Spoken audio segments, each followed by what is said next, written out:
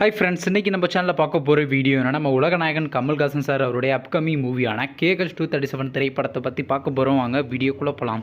இந்த திரைப்படத்தில் ஹீரோவாக பார்த்தீங்கன்னா உலகநாயகன் கமல்ஹாசன் நடிக்க போகிறாரு மற்றும் சில பல பிரபலங்கள்லாம் அந்த படத்தை நடிக்க போகிறாங்க. இந்த திரைப்படம் ஒரு பக்கா ஆக்ஷன் ட்ராமா மூவி. படத்தோட டேரக்டர்ன்றது அன்பறிவு மாஸ்டர் அவர்கள் தான் இந்த திரைப்படத்தை இயக்குறாரு.